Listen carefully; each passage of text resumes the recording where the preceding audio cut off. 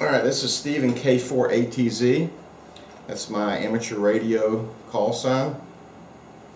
And I'm going to do a review today on a shortwave receiver that is very inexpensive, but yet has some of the features and the specifications of radios that cost upwards of over $1,000 or a couple $1,000s. This one is called the TECSON PL 660, and they do make this one in black as well. I went for the silver one because it was about $10 or $15 less, and this to me, black, silver, whatever, doesn't matter. But I picked this after seeing reviews online and knowing as much as I do about radios, since I am an amateur radio operator. I've been licensed almost 40 years, so I'm not one of these newcomers. I do know the International Morse code. In fact, when I was younger, that pretty much was all I do when I got on the radio to communicate. Whereas now you don't even have to know the Morse code to get your license, which is fine, and that's why you out there should get your license. It's a great hobby if you have any interest in radios. But something like this is strictly a receiver, so it has no transmit capability, and even for hams that are very active on the air, your transmit time is probably 5% of your time. Even if you're on a lot, most of the time is receiving and tuning in. And over the years, I've actually been able to hear Air Force One. I've actually heard SOSs from ships that are taking on water in the ocean. I've been able to actually not only listen but talk to the International Space Station and the Space Shuttle. In fact, I had a Kenwood radio that I sold, and they told me that it was going to be one that they were going to use in the shuttle. And I thought they were pulling my leg, but sure enough, when the check came, it was from NASA. And they were using the radio. It was a Kenwood TM7V, I think was the model, because they wanted them all to be the same, you know, be uniform.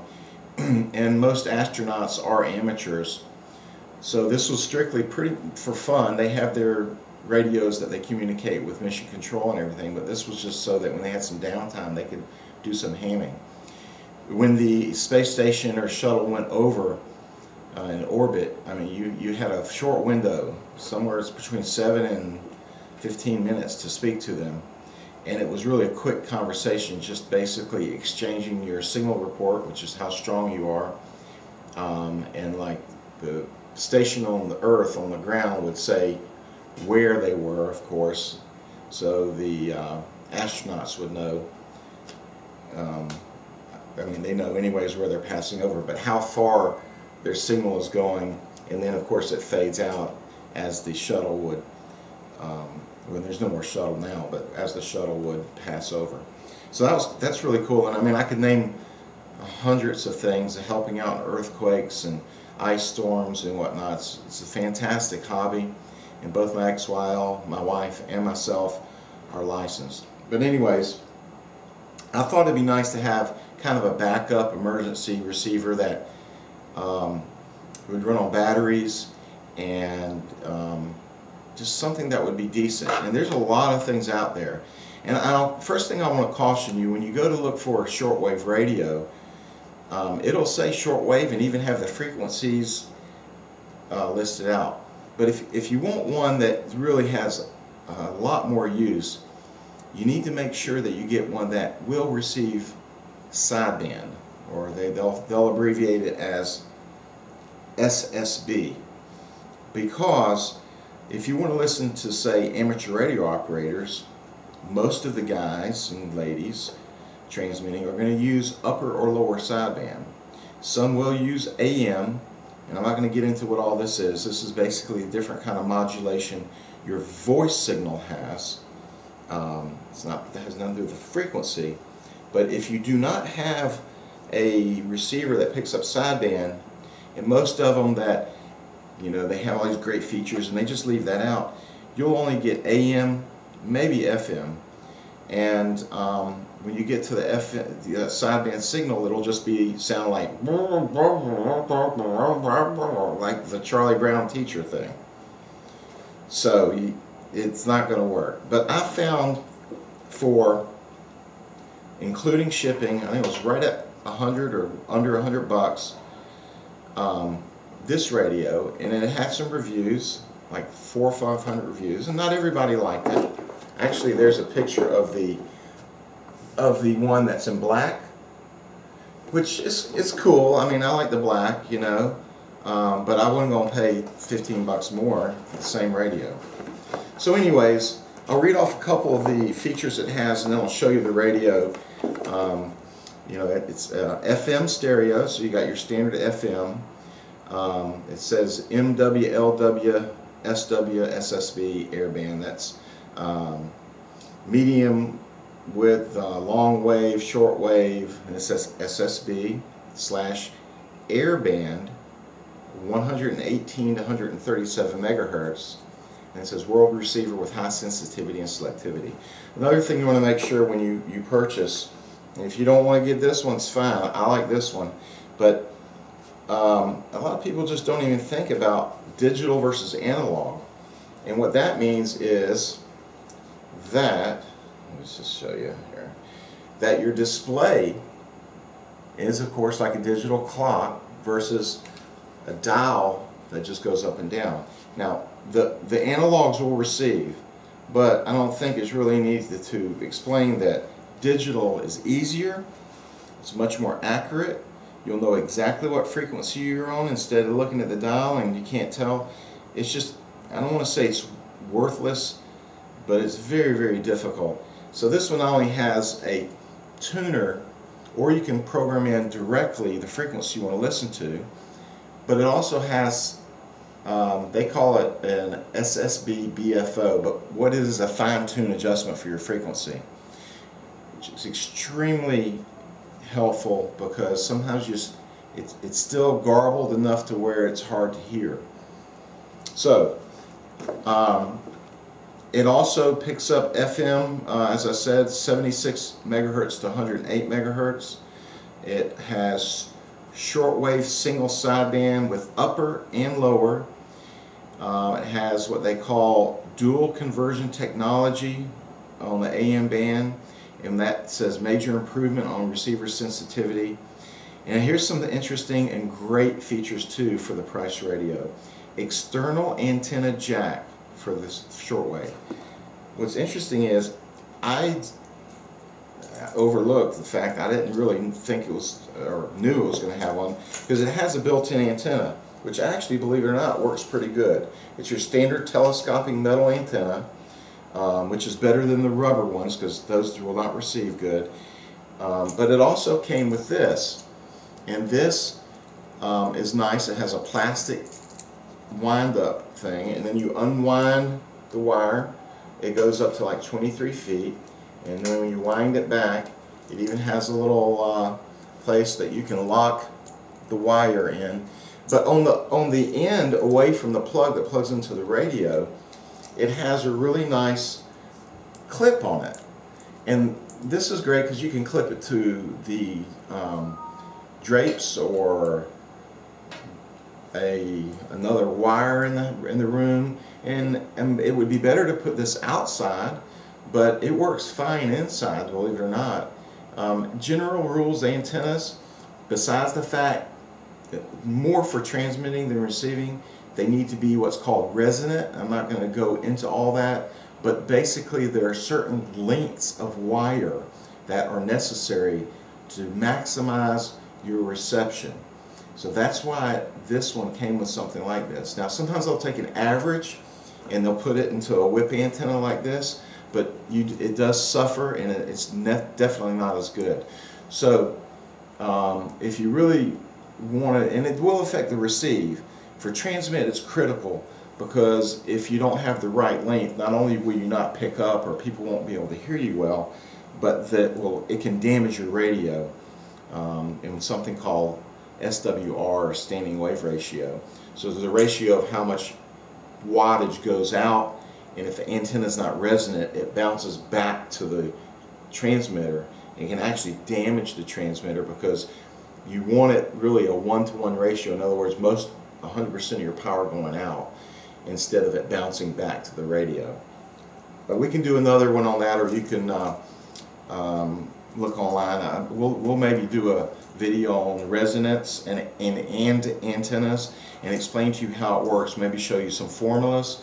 I'm not a great mathematician, but it's very simple, and you can find a lot of information online. But it is critical, especially if you're going to use a dipole antenna, which is kind of like the ones that come with an FM receiver. It goes up and splits into a T. But anyways, I'm really diverting. I could talk forever because there's so much to know about radios and so much. But we'll get back to this one. This says that it also has a 3 levels of sensitivity: high, medium, and low. Which, to be honest with you, I haven't even found where that is, but that's really nice. It says auto tuning storage, auto scan tuning with 5-second pre-listening function, manual tuning, direct keypad entry. So if you know that there's a certain frequency and it's not in your memory, this has up to 2,000 memories. Most of the radios have 50 or 100 or maybe 200. It's amazing how many memories this has in it. But you can directly enter the frequency, and that's nice because let's say you want to listen to a shortwave frequency. Let's say, I don't know if it's called Radio Moscow anymore, or the BBC, or whatever, at 1600 hours, which is, we'll go over that. I'll do another video on how time's done with ham radio, because it's a world average. That way, if I say 1600 UTC, Universal Time, it'll be 1600 here, it'll be 1600 in England, it'll be 1600 in Germany, it'll be 1600 wherever you are in the world. Now that'll vary on how many of what the actual time is. So like if it's Eastern Time at 8 p.m. and that's UTC 20 or 2000, then in England it may actually be, if it's, let's see, 8 p.m. and that's, actually I think that's the 24, that's when it, for Eastern Standard Time. But you know, it could be 7 a.m. in the morning. But the time for your purposes of broadcast or the logbook will actually be the same. Google Universal Time or GMT, Greenwich Mean Time, and you'll see what I'm talking about. Trying to get this to go off, save the battery because the light's on for some reason. So again, there's so many things, and that's why when I ran across this, I was like, if this works as good as the reviews and the specifications, it's going to be a good little radio, even just to put away in a Faraday cage for emergency purposes. Even though you can't transmit it, the main thing is to hear. Like if there's certain zones you're not allowed to go in, or let's say there's a certain area that's dangerous, you want to be able to hear that. If you know, if there's a crisis in the country or the world, you want to know before you go there and make all that expense. So this little radio has the ability to really pick up pretty much any frequency up to like I think it's 30 megahertz, but it actually also has what they call the aircraft frequency, which is AM, and that's 118 through like 136 megahertz. Here's where we go to the memories up to 2,000, 100 memories for FM, AM, long wave, and airband, 200 for shortwave, 200 for sideband, 1,200 memories for various bands, 1,200 pages and 100 memories, acoustic speaker with treble and bass control. The speaker actually sounds pretty good. It's got plenty of audio. Actually did come with some headphones. You know, these aren't the best. These are uncomfortable. There's no padding. They just stick in your ear. But again, I'm going to leave them in the bag, leave them in the box. I have other nice padded ones that you know, if you had to listen for a long time, they're much better quality. But again, it comes with that. And it did come with this antenna with the clip, which is fantastic. And of course it comes with your AC supply.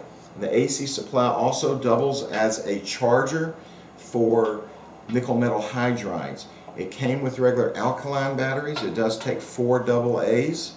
But what I did was I put in some batteries that are called In Loop by Sanyo, and these are the extra high capacity, milliamp capacity. They're black with X's on it, if you can see it. And the cool thing about that is that when they're in here, and you plug it in, it will charge it. So you actually have a AA charger in the radio for to power it up, in addition to the AC. And I want you to look how thin this thing is. I mean, it's pretty much as thin as a modem or a wireless router, and it has, and there's the side view, front view, and back view. It's even got your wrist strap, and one cool thing is it has this little piece that pulls out, and a lot of people don't know what that is. But if you're sitting at a table, instead of having to hold it or prop it under a book, this pulls out, so it props it up at a proper angle, so you can actually see what you're doing very easily and be able to program it, play with the buttons and everything, say with your headset on or even without your headset on. And then, you know, if you don't want to hook the external, you just use the antenna that came with it. And let's just see real quick what we can get here. Okay.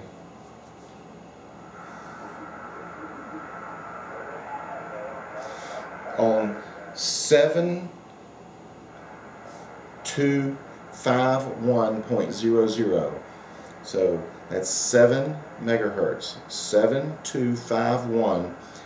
The amateur radio operators from about 7, 8 in the morning till 1 o'clock have a net, and that's where people check in, everybody listens.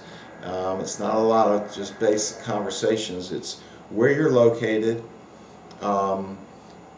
what type of radio, if you're in the car or you're portable or you're low power for your transmitter, and what the temperature is in your city, what the weather's like. It's a very short thing, but they're set up for emergencies, and they just run this every day, 7 days a week, 24 hours, or somebody's on there usually 24 hours a day. But it's a great emergency frequency once you get a radio that can transmit. But it's fun to listen to. And I check in a lot of times in the morning, and they're still going right. I think they're going right now. But anyway, so I'm going to turn it off. I'll mention a couple other things and show you how it works as well. It comes with a nice owner's manual. Actually, what's nice is it's all in English, and so it's not too thick, and it's got your specifications. It's got, of course, your memories I just told you, the output power to the speaker, and it has some methods and tips on using the batteries and that kind of thing. And one other thing it came with is a very nice, probably not real leather, although it smells like it, a nice case that velcros shut and has a nice little padded inside, so your radio fits in there very nicely. I always recommend keeping the box though somewhere, even if you're going to use it here. And I mean, that is really nice. It protects it from scratches and dust, and if you dropped it, it'd be less likely to get hurt. But honestly, it's really difficult to find something that comes with the case, and if it does, it's usually really cheap. I guess it would have been nice to have a strap on it, but you can pull out the wrist strap, and then you could hold it by the wrist strap and have it protected that way. It's really not to drag around a lot, but it'd be great. You could put it in the backpack real easy, or a briefcase. or if it's emergency, you know, you stack it away somewhere safe. So that was nice as well. It does come with a registration purchase warranty card. If I remember, let's see, the warranty is 1 year warranty, which is good because a lot of times they're 60 or 90 days. So you do have a 1 year warranty with this. I bought mine, I found mine on Amazon, and they sell them, the model of this too, sorry, that's kind of important, I should have said that at the very beginning, but it'll be in the title. It's the TECSON PL-660, and I think it does say SL or SLV somewhere. Yeah, it says silver, you know, of course, this is brand new, they're not refurbished, they're not sent in, or nothing like that. So, just some brief information about the radio. You have your digital display, you have your clock, you have your battery meter, which tells you how much power you have in your battery. It does have direct input for your frequency, so that'll save time instead of having to do that. And then one really cool thing that it has that it's interesting to listen to, and this is actually how I heard Air Force One. You of course turn the radio on, and then if you push the air button right here, it goes directly to the frequencies that aircraft use, both ground control and air control. And I'm just going to manually tune through, and we'll see if we can't get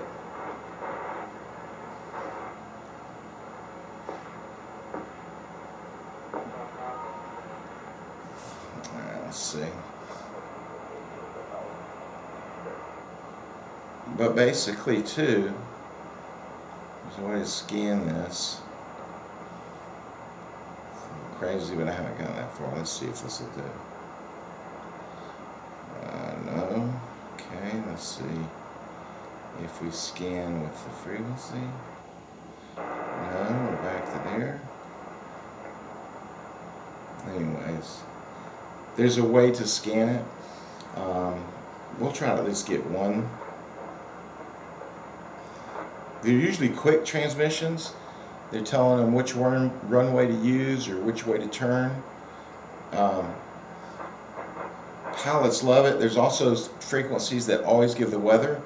I think this picks up the actual NOAA weather radio, they call it. See, now we're getting toward the top, 133. It goes from like 118 to 133 megahertz. And even though that's close to the FM band on their stereo, they use AM. But if I can find a signal, you'll hear how. But you see, there's not a lot going on. Once you find one, it's cool. You can go to the airport and just park somewhere kind of close if you want to look at the runway, and then you find the frequency of ground control, and you can hear the tower talking to the planes, directing them where to go, and yeah, you're clear for takeoff or clear for landing. I've got some friends that are pilots, and there's a lot to know, but you can print it out from the internet and then bring it and then look at it. So if you hear a certain number or a certain word, you don't know what it is, you can always do that. It's a lot of fun. So some of the things that are on the front of the radio, while I tune around and see if we can't find something, it's got, of course, your memory button. It's got a button for some reason that says battery. I don't know why. It's got your light set button, which looks like you can control the light, how bright it is, and it has AM, FM, page, because it has pages and then memories, and then your shortwave up and down. It has your air button, as we talked about, your sideband button. You push it once, and we have to go to a different frequency. So here we are, 7251. Push the sideband button, it'll go to like upper sideband. Push it again, it goes to lower. Some frequencies are ham radio wise use lower more than upper. it's generally speaking, well, I don't want to give a general rule because sometimes people do the opposite, but on 14 megahertz it's usually upper, 7 megahertz it's usually lower, 3 megahertz it's usually lower, 1.8 to 2 megahertz, I'm really not sure, I think it's lower, but that's called 160 meters. I really don't use that much, so I'm not sure. You get to 15 meters, which is 21 megahertz, and then you're going to be upper. You go to 10 meters, which is 28 megahertz, it's going to be upper. But again, with that said, I've communicated all over. Now, AM you can communicate too, but most people don't do it. It's just not a great form of communication, and you know, it's kind of not only outdated and everything. People just don't use it because it just doesn't affect that much.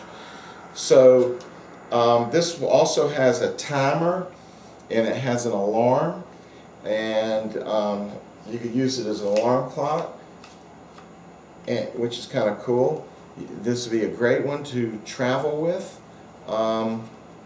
And let's see, it even has, I don't know what this little guy is.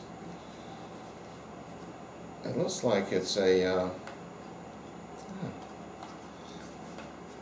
okay, it's a little, it's kind of like this that flips out to prop it up. You've got another little thing here to prop it up, so I guess it just gets it off the whatever you're on. And usually I don't mind these, but sometimes on the other radios they pull out and they get lost or bent. But this one looks like it's actually going to be okay. So it lists on here your AM, FM, your MW they call it band, which is 522 through 1620, and 520 through 1710. And then it's got LW, which is probably long wave, 100 to 519, shortwave 1711 through 29999 kilohertz, basically 30 kilohertz. Air 118 through 137 megahertz. It's got a little display on how the batteries go into the back, and see what else we can say about it. Of course, you can go through and scan the VFO, which is just the frequencies, or you can scan the memories, which would be nice once you get the memories in there. There are things on here I do not know how to know. If there's some things, I'll go over the side panel here. I can always edit or add it or put a email on the back. On the side here is where you plug in your external antenna that we already spoke about. There's a switch that says antenna gain. It says DX, that means long range, normal, and local. Basically, these are going to be filters. So if you're somebody local and they have a strong signal, you can flip that down to local. But what happens a lot of times is people forget, and they'll leave it in that, and then they'll go to play with it, and they're like, oh, the sunspot cycles must not be good, and I can't hear nothing today. And what they don't realize is they did this to themselves. And so I pretty much leave it always in the DX position. Then there's a tone switch. It just says treble and bass. I imagine somewhere on here there's an adjustment for the tone. It does say 2000 memory presets on the front of it. Airband, shortwave, sideband detector. And it says dual conversion and 200 memory presets. You see it has a nice big speaker on the front. They did not chintz out on the speaker. They put a nice one so you could hear it good. Let's see. Let's just see if we can pick up. Let's see if we can pick up 7251. I don't know if the net's still going.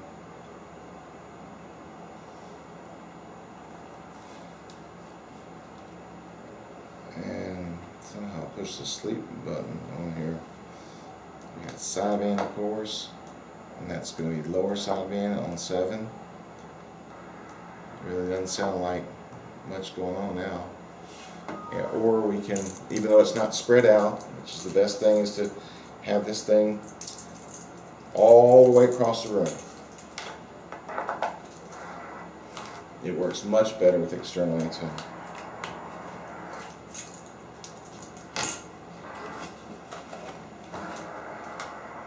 Now, I did purchase, because I didn't know it came with the antenna, something called a Sangean ANT60 portable shortwave antenna. I honestly think the one that comes with the radio is better, but I haven't had enough time to experiment. Cool thing about this is not only has a wrist strap, it's got a little clip as well, and the antenna pulls out, and what's cool is you can roll this one up so you don't have to have this messy thing. 14, 15 bucks. I just used the one that comes with the radio. It's not worth it. I'm acing this back actually too. It's just, I don't think the gain is as good.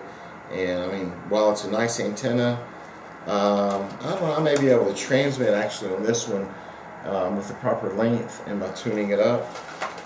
But for your shortwave listening, and if that's all you're doing. Oh, and this is a really cool thing.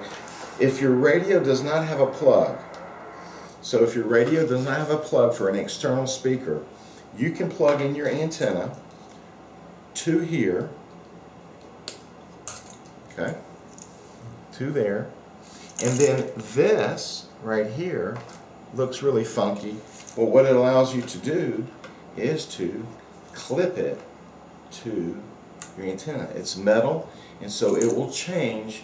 Now that adaptation piece came with this, so you can't do that with what came with it. But I would imagine these things are on eBay, and they probably sell for, I wouldn't think more than $3, probably including shipping. So that's the only reason I may keep this thing, is because this is really a nice little accessory to have, because it clips right onto your antenna. Let's say you break your antenna, then you can't even use it. Well, at least you have that, and you can clip it and still use the wire. And I think you could even hear the difference. I'm not going to go into a lot of receiving and all that. That can be boring, you know, to watch a video on that. So those are the basics of the TECSON PL 660 FM stereo, long wave, mid wave, short wave SSB PLL synthesized receiver, which honestly, for the features and the price, is an extremely good radio for emergency, or even if you want to listen to your favorite AM FM station or football game. So as ham radio operators say, 73s, that means goodbye. I hope you enjoyed it. If you have any questions, be sure to put a comment and I will try to answer it as soon as possible.